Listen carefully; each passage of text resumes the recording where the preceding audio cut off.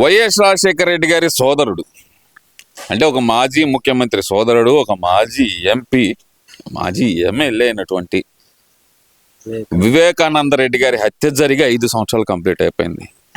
ఈ హత్యలో పాల్గొన్న సాక్షులు కానీ, పాల్గొన్న వాళ్ళు కానీ, లేదంటే కనుక అక్కడ రక్తాలు తుడిచిన వారు కానీ, మొత్తం మీద సిబిఐ ఎంక్వైరీలో ఉన్న టైంలోనే ఇప్పుడు 6 చనిపోవటం అయితే జరిగింది. మరి ఈ రోజుకి రోజు చూస్తుంటే కనుక దస్తగిరిని కూడా నరికేస్తామనే పరిస్థితి ఇప్పుడు కూడా. ఎలా చూడాలంటారు? అసలు ఏం జరుగుతుంది వైఎస్ వివేకా గారి హత్య కేసు? వాస్తవంగా చెప్పాలంటే వైఎస్ వివేకానంద రెడ్డి గారి చనిపోవడానికి కారణం అనేది ప్రజలకి తెలుసు, వాళ్ళు చేసిన వాళ్ళకి తెలుసు.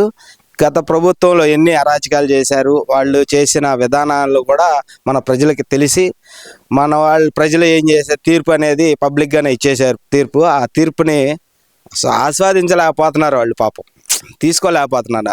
మాకేంది కర్మ అన్న విధానంతో చూసుకొని నెక్స్ట్ అది వస్తే రేపు రాబోయే ఎలక్షన్లో ఒకవేళ మా పరిస్థితి ఏంటంటే, ఒకవేళ వివేకానంద రెడ్డి గారి హత్య కేసు కానీ అది కానీ అయితే, ఫైనల్ అయితే ముందుగా వెళ్ళేది మన ఎంపీ అవినాష్ రెడ్డి గారు అవుతారు. A1 సెకండ్ మన ఉన్నారు కదండి 10th class first class student Jaganmohan Reddy గారు, ఆయన గారు సెకండ్ A1గా వెళ్తారు. నెక్స్ట్ వీళ్ళందరూ ఈ బ్యాచ్ నందు బయట పంపించాలి అనుకుంటే సాక్షులు ఉన్నారు. ఆ సాక్షులు లేకుండా చేయాలంటే వాస్తవంగా దీంట్లో ఏంటంటే, ముందుకు చెప్పాలంటే సిబిఐ లోపం అని చెప్పాలి. సిబిఐ కరెక్ట్గా ఉంటే ఇన్ని సంవత్సరాలు 5 సంవత్సరాలు సిబిఐ ఎందుకు పనిచేయలేదు గట్టిగా? ఒక కేసు సిబిఐకి వచ్చిందంటే ఆ సిబిఐ కేసు వచ్చిన దానికి అతీతంగా, రాజకీయాలు అతీతంగా వెళ్ళే సెంట్రల్ బ్యూరో ఆఫ్ ఇన్వెస్టిగేషన్, అట్లాంటి ఇన్వెస్టిగేషన్ సెంట్రల్ బ్యూరో ఇన్వెస్టిగేషన్ ఆఫీసర్ని కూడా మీరు చేతిలో కట్టుబెట్టుకున్నారంటే సాక్షులు ఎలా ఉంటారు? 5 సంవత్సరాలు మీ చేతుల్లోనేగా సిబిఐ ఉంది, రాష్ట్రం అంతా మీ చేతుల్లోనే ఉందిగా. అంటే ఇక్కడ మా బాబాయిని చంపేశారు అని చెప్పి ఒక పక్కన జగన్మోహన్ రెడ్డి ప్రచారం, మరో పక్కన మా మరిదిని చంపేశారంటూ తల్లి చేసిన ప్రచారం, ఏదైతే విజయమ్మ గారు చేసిన ప్రచారం.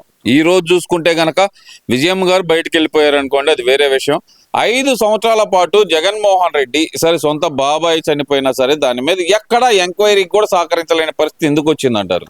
వాస్తవంగా వివేకానంద రెడ్డి గారు హత్య కేసుని అడ్డం పెట్టుకొని ఆయన ప్రజల్లోకి వచ్చాడు, ముఖ్యమంత్రి అయ్యాడు, ఆయన కలగ నెరవేర్చుకున్నాడు.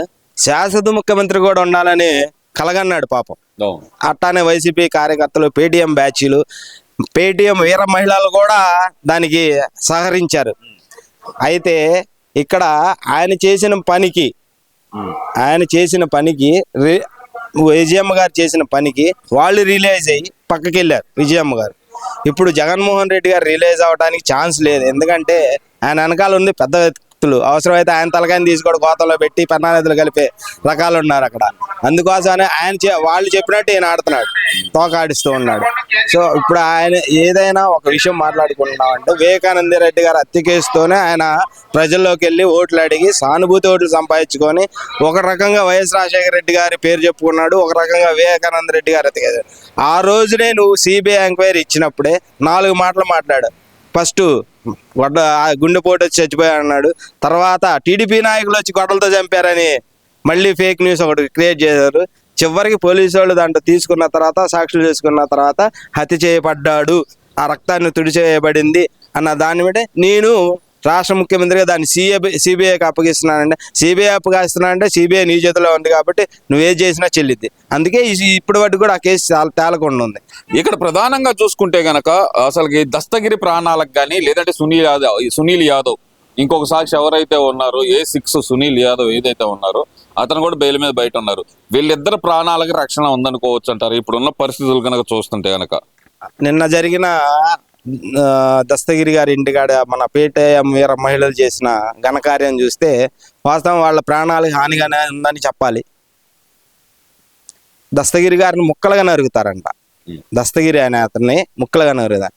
నిజాన్ని చెప్పడానికి వచ్చే వ్యక్తిని అబద్ధం చెప్పమని చెప్పకపోతే ముక్కలుగా నరికి విసిరేస్తారంట కాగుల గతికి. పేటీఎం వీర మహిళలు అంటున్న మాటలు అవి.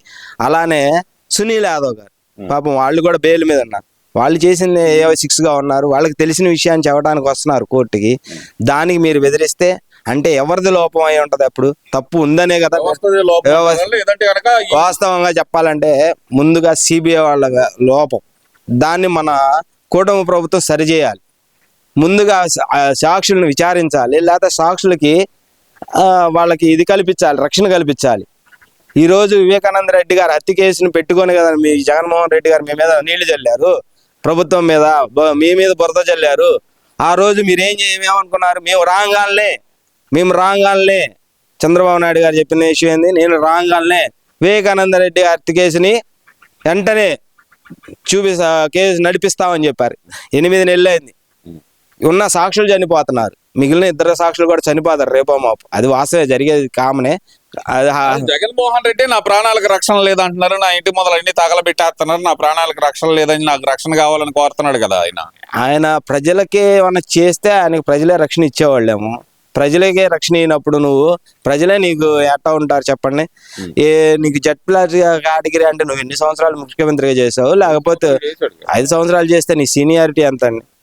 ప్రజలకు ఏ న్యాయం చేశావు నువ్వు? బ్రహ్మాండంగా చేశాడు అంట కదా, బటన్ నొక్కిన అన్నాళ్ళు డబ్బులు బండియా బండి అంటే కదన్నా. ఎందుకు బండి? ఎట్ట బండి చెప్పండి, నాకు చెప్తాను. మొన్న యువత పోరులో కూడా అసలు అంతకు మొదలు మేము అన్ని వేసేసాం, ఇప్పుడు ఉన్న బకాయిలన్నీ మేము పెట్టాం. గుంటూరులో యువత పోరు అని ఒకటి పెట్టారు, దాంట్లో యువత అనేవాడు నాకు కనపడలా. యువత అనేవాడు కనపడ. ప్రతి ఒక్కడు 90 బ్యాచ్ గాడు, గంజాయి బ్యాచ్ గాడు. అంతే అంటారు. గంజాయి బ్యాచ్, పక్కా గంజాయి బ్యాచ్. వాడి గడ్డాలు, వాడు నిజంగా యువత అనేవాడైతే డిగ్రీ హోల్డర్ లేదా ఇంటర్మీడియట్ హోల్డర్ అనేవాడు డిగ్నిఫైడ్ ఎలా ఉంటది, ఒక చదువుకున్నవాడిది. ఒక గంజాయి బ్యాచ్, ఒక 90 తాగే బ్యాచ్ ఎలా ఉంది. ఆ బ్యాచ్ని తీసుకొచ్చి నేను యువత పోరు పెట్టానంటే నమ్మడానికి జనాలు పిచ్చోళ్ళ. ఇంకా అది యువత పోరు అంటారా, లేకపోతే గంజాయి పోరు అంటారా? గంజాయి మీద పోరు చేస్తున్నారేమోనన్నా. అంటే దొరకట్లేదని పోరు చేస్తున్నారు. నీకు అర్థం కావట్లేదు. ఇంకా దొరకట్లేదు, గంజాయి దొరకట్లేదు. మా జగన్ అన్న అన్నప్పుడు టన్నులు దొరికేది మాకు. ఎక్కడ చేయబెట్టినా 100 రూపాయలు ఇచ్చిన ప్యాకెట్ ఇచ్చేవాళ్ళు, ఇప్పుడు 200 ఇచ్చిన ప్యాకెట్ ఇవ్వట్లేదు, మాకు అర్జెంటుగా అది కావాలి అనే పోరు మీద తిరిగారు అనమాట. అది యువత పోరు కాదు. అంటే ఇప్పుడు పెట్టిన బకాయిలన్నీ ఇప్పుడు ఏదైతే కనుక ప్రభుత్వం చెల్లాల్సి ఉందో ఇదంతా ఈ ప్రభుత్వం పెట్టిన బకాయిలే, మేమంతా క్లియర్ చేసామని చెప్పి చెబుతున్నారు కదా అది. ఈ రోజు ఎక్కడో అవసరం లేదు. ఈ రోజు మీ సాక్షి పేపర్ చూసుకోండి, ఆంధ్రజ్యోతి పేపర్ చూసుకోండి, లేకపోతే ఈనాడు పేపర్ చూసుకోండి. మీరు చేసిన బకాయిలు, మీరు ఆపిన పెండింగ్లు తూర్పుగోదావరి జిల్లాని, ఆఖరి సొంత నియోజకం కడప జిల్లాలో కూడా 1400 కోట్లు రిలీజ్ చేశారు. ఈ రోజు పెన్నా నది మీద 2.5 కిలోమీటర్ల వారధి కడతానికి నువ్వు ఆపిన పెండింగ్ బిల్ని నిన్న క్లియర్ చేస్తే ఈరోజు శరవేగంగా పనులు జరుగుతున్నాయి. నువ్వు ఆపిన నీ కడప జిల్లాలోని, నీ పొద్దుటూరు నియోజకవర్గంలో పెన్నా నది మీద వారధి నువ్వు ఆపిన బకాయి అంటే ఎక్కడ అభివృద్ధిని కుంటుపడిచావు? ఆ కుంటుబడిన అభివృద్ధిని లేపడానికి చంద్రబాబు నాయుడు గారు ఈరోజు నువ్వు పెట్టిన కాంట్రాక్టర్లకే బిల్లులు ఇచ్చేసి మళ్ళీ శరవేగంగా పనులు మొదలు పెట్టారు. రాజోల నుంచి కాకినాడ దాకా టూ వే లైన్ ఆల్రెడీ మొదలు పెట్టారు పని.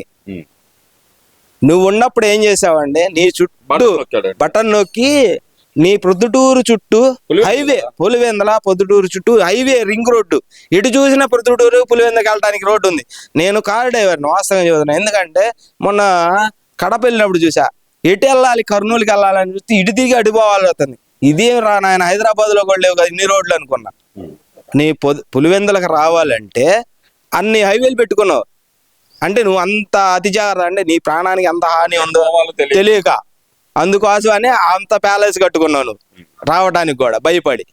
అందుకోసమని ఈరోజు ప్రభుత్వం పెండింగ్ బిల్లులన్నీ నువ్వు చేసిన 2019 నుంచి 2024 వాటికి నువ్వు పెట్టిన పెండింగ్ బిల్లులన్నీ కూటమి ప్రభుత్వం వచ్చినాక ఆ బిల్లులు చెల్లించి శరవేగంగా అభివృద్ధిని శరవేగంగా నడిపిస్తుందని చెప్పడానికి ప్రతి టీడీపీ కార్యకర్త, ప్రతి కూటమి అభ్యర్థులు గర్వంగా గుండె మీద చేసుకొని చెప్తారు జగన్మోహన్ రెడ్డి గారికి.